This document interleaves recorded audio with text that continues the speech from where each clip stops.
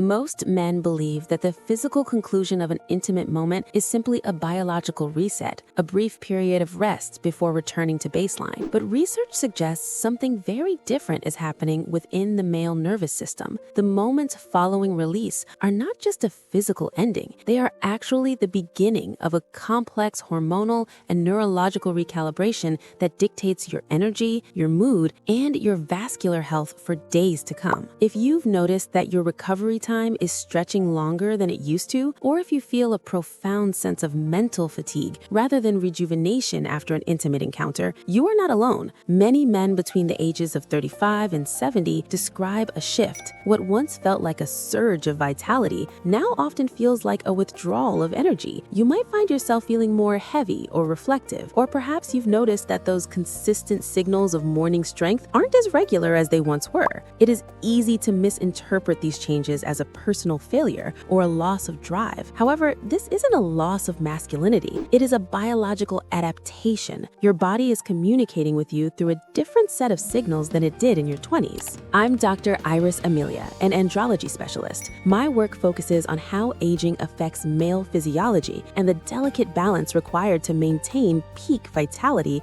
into the later decades of life. Authority doesn't come from hype. It comes from understanding the quiet mechanisms that govern our health. What most men are never told is that the male body undergoes a profound refractory shift as we mature. This isn't just about the ability to repeat an act, it's about how your brain and your heart communicate during the recovery phase. Doctors often focus on the symptoms of circulation changes, but the underlying mechanism is actually rooted in the autonomic nervous system. Stay with me because the next part explains why this matters for your daily energy levels, not just your private life. To understand this, think of your nervous system as the electrical wiring in a high-performance vehicle. In younger years, the wiring is brand new. It handles surges of electricity with ease. As the vehicle matures, the wiring becomes more sensitive and requires more precise grounding. The surge of intimacy requires a significant amount of neurological voltage. After the peak, your body enters a state of deep parasympathetic dominance. This is your body's way of grounding the system to prevent burnout. This becomes important in a moment. You see,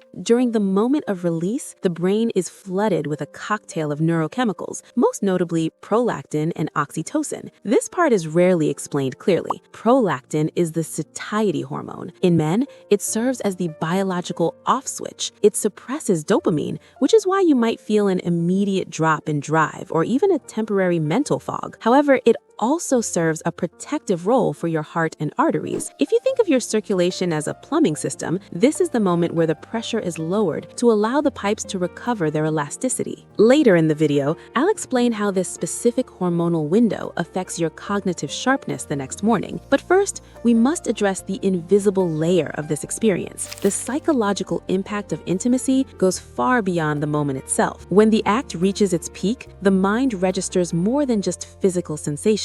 It processes trust, vulnerability, and connection on a deep level. The release triggers a flood of emotions, even if they aren't fully conscious, creating a sense of closeness and attachment that is hard to articulate. Subtle cues like attention, presence, and responsiveness during the act communicate messages to your subconscious, reinforcing feelings of safety and acceptance. This is why the same physical act can feel completely different depending on your internal stress levels. The brain links the act with the emotions present at that time, meaning that care and emotional attunement amplify the experience, while distraction or detachment can actually diminish your vascular response. Hormones like oxytocin reinforce this process, creating neurological pathways that associate the experience with bonding and stability. Even brief moments of calm focus or a gentle presence can have an outsized effect on how the experience is remembered by your nervous system. In essence, the psychological impact is the invisible layer that transforms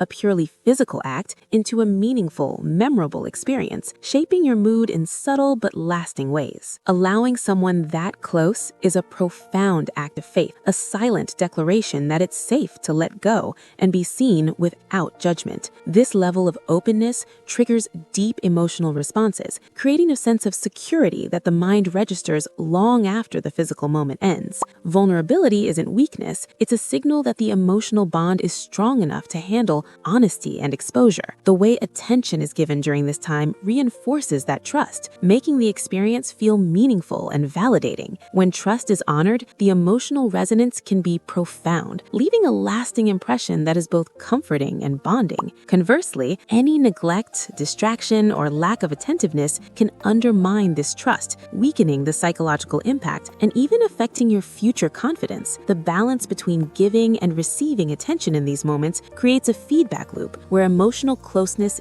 deepens, and the mind remembers not just the act itself, but the sense of being valued and understood. Stay with me, because we are about to transition into how you can practically manage this energy shift. The change in energy after intimacy is subtle but powerful. At the moment of release, the body relaxes, breathing slows, and tension melts away, creating a natural calm that spreads through the mind. This change in state is more than physical. It signals a transition from intensity to reflection, a moment where emotions can surface freely. This energy shift communicates without words, showing acceptance and safety in a way that the subconscious deeply registers. Understanding this energy shift is crucial because it's the psychological signal that transforms physical intimacy into a deeper experience, shaping how the act is remembered and how trust continues to develop. The subconscious bond that occurs is one of the most powerful but often unnoticed effects. The subconscious begins to link the physical act with feelings of trust and comfort, forming a memory that can influence your behaviors long afterward. The mind doesn't just remember the physical sensation, it remembers the emotional context and the way attention was given. Recognizing this helps in understanding that intimacy is not just about pleasure, it's about creating a lasting, invisible link. This brings us to a practical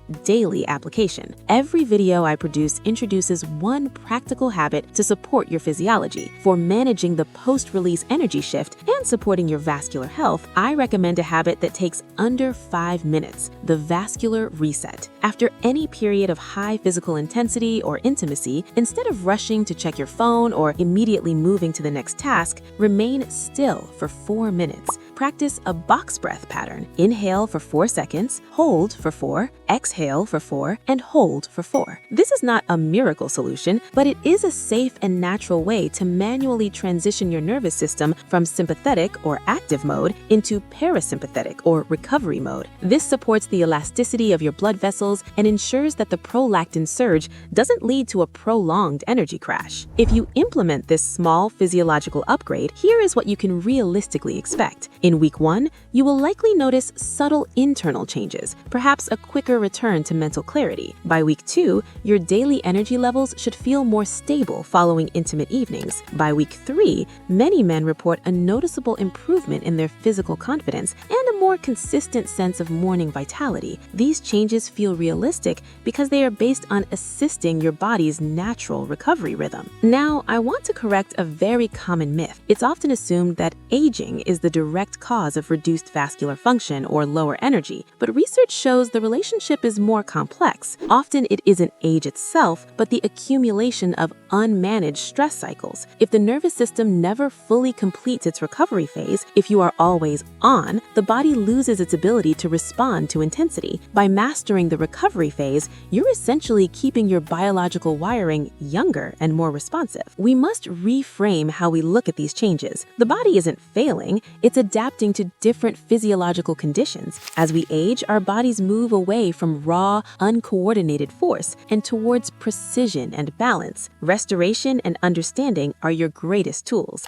Intimacy is never just about the physical moment. It's a gateway into emotions, trust, and connection that run much deeper than most realize. Every action, every pause, and every breath leaves a lasting impression on the subconscious. The release itself is just the starting point. It's the emotional aftermath and the unspoken communication that truly define the experience. Awareness and care in these moments can transform a fleeting encounter into a profound connection. The release itself is just the starting point. It's the emotional aftermath and the unspoken communication that truly define the experience. Awareness and care in these moments can transform a fleeting encounter into a profound connection, one that builds trust and stability. Real intimacy is a series of conscious and unconscious signals that communicate safety and respect. Those who recognize this leave a mark that is remembered and felt far beyond the physical moment. It's not just what happens in the act that matters, it's how every subtle detail shapes the bond that endures. I'm curious to hear from you. Have you noticed changes in your energy or recovery patterns after 40? Which habits have you found help you maintain your mental and physical edge? Please share your thoughts in the comments. It helps create a community of men focused on logical, evidence-based health. If you want to understand the one habit that quietly weakens circulation after 40, and it's something many men do daily without realizing it, watch the video appearing on your screen now. I'll see you there.